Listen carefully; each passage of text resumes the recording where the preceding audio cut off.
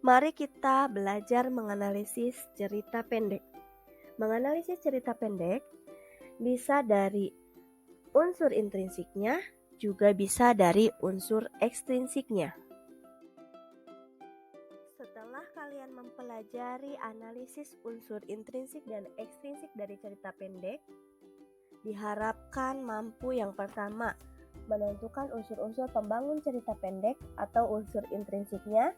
Yang kedua, menentukan nilai-nilai yang terdapat dalam cerita pendek atau unsur ekstrinsiknya. Unsur intrinsik cerita pendek adalah unsur yang membangun dari dalam cerita pendek itu sendiri. Unsur intrinsik tersebut terdiri dari yang pertama ada tema, yang kedua ada tokoh dan penokohan, yang ketiga ada latar, yang keempat ada alur, yang kelima ada sudut pandang, yang keenam amanat, yang ketujuh gaya bahasa. Tema adalah permasalahan utama yang menjiwai seluruh cerita atau karangan. Tema dapat ditemukan dengan mengidentifikasi konflik yang terdapat dalam cerita tersebut. Tema biasanya dirumuskan dalam kalimat atau pernyataan yang singkat dan padat. Contoh tema: keluarga, persahabatan, kehidupan sosial, lingkungan hidup, agama, sekolah, dan sebagainya. Seperti gambar yang ada di samping berikut ini. Unsur intrinsik yang kedua setelah tema yaitu tokoh dan penokohan. Tokoh adalah individu rekaan yang mengalami peristiwa atau berkelakuan di dalam berbagai peristiwa dalam cerita. Sedangkan penokohan adalah cara pengarang dalam menyajikan atau menggambarkan watak tokoh dan penciptaan citra tokoh. Contoh tokoh, misalnya Ayu. Penokohannya misalnya sombong dan jahat. Tokoh itu dibagi ke dalam beberapa jenis, tergantung ke dalam peranannya dan wataknya. Tokoh berdasarkan wataknya dibagi menjadi 3. Ada tokoh protagonis atau yang disebut dengan tokoh baik, tokoh antagonis atau tokoh jahat, dan tokoh tritagonis, tokoh penengah. Tokoh berdasarkan peranannya dibagi menjadi 3 juga sama. Yang pertama ada tokoh utama, yang kedua tokoh pembantu, dan yang ketiga tokoh figuran. Unsur intrinsik cerpen yang ketiga adalah latar atau setting. Latar adalah segala keterangan mengenai waktu, ruang, dan suasana terjadinya peristiwa dalam cerita. Latar dibagi menjadi 3. Ada latar waktu, latar tempat, dan latar suasana. Contoh latar waktu, misalnya saat ini, kemarin, waktu itu, zaman dahulu, jam 9, jam 10, dan lain sebagainya. Latar tempat, contohnya di sekolah, di rumah, Jakarta, kemudian Bali, Padaherang, Pangandaran, dan lain sebagainya. Contoh latar suasana, sepi, hening, ramai, dan lain-lain. Unsur intrinsik cerpen yang keempat adalah sudut pandang atau point of view. Sudut pandang adalah posisi pengarang dalam ceritanya. Pengarang bisa menjadi tokoh dalam cerita tersebut atau sama dengan pengarang berada di dalam cerita, namun bisa juga pengarang hanya menjadi pencerita saja. Pengarang berada di luar cerita. Sudut pandang ini dibagi menjadi 2. Yang pertama, sudut pandang orang pertama, dan yang kedua, sudut pandang orang ketiga. Sudut pandang orang pertama, posisi pengarang berada di dalam cerita. Pengarang terlibat dalam cerita dan menjadi salah satu tokoh dalam cerita. Bisa menjadi tokoh utama atau tokoh pembantu. Ciri dari sudut pandang orang pertama adalah penggunaan kata ganti aku dalam cerita. Karena itu, sudut pandang orang pertama ini sering disebut dengan sudut pandang akuan. Sudut pandang orang ketiga pengarang itu berada di luar cerita. Jadi pengarang tidak terlibat dalam cerita. Pengarang hanya berposisi seperti dalang atau pencerita saja. Ciri utama sudut pandang orang ketiga adalah penggunaan kata ganti dia atau nama-nama tokoh. Sebab itu, sudut pandang ini disebut sudut pandang diaan.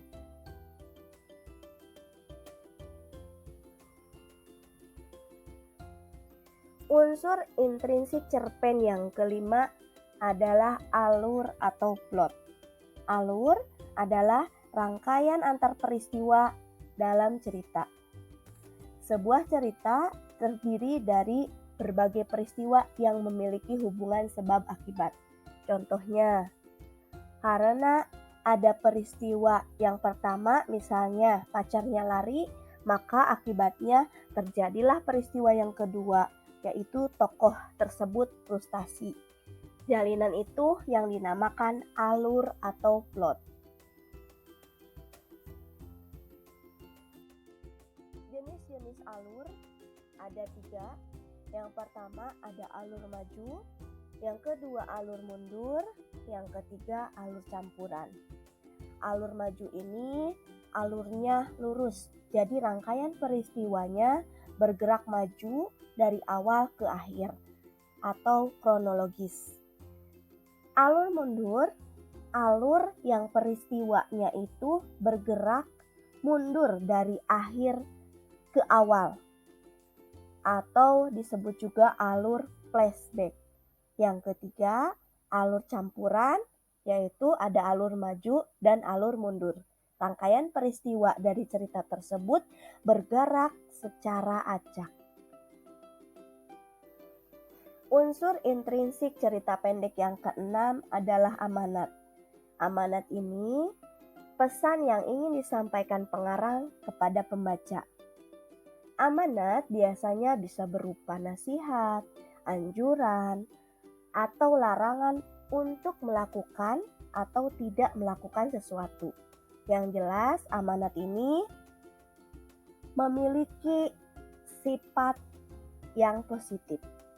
Misalnya, hendaknya kita selalu berbakti kepada orang tua, janganlah kita senang berbohong, harus kita rajin bekerja, belajar yang rajin, dan lain sebagainya. Unsur intrinsik cerpen yang ketujuh adalah gaya bahasa. Gaya bahasa merupakan cara pengarang mengungkapkan cerita melalui bahasa yang digunakan. Setiap pengarang memiliki gaya bahasa masing-masing. Contoh gaya bahasa itu adalah majas. Mari kita bahas mengenai majas. Majas adalah salah satu bentuk gaya bahasa yang digunakan dalam kalimat agar kalimat tersebut semakin hidup dan menarik. Contoh-contoh majas, ada majas personifikasi, metafora, simbolik, repetisi, metonimia, hiperbola, litotes, dan ironi. Serta banyak lagi majas yang lainnya.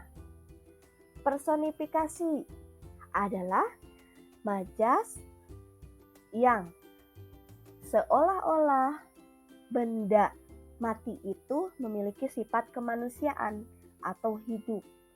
Contohnya, matahari tersenyum kepadaku.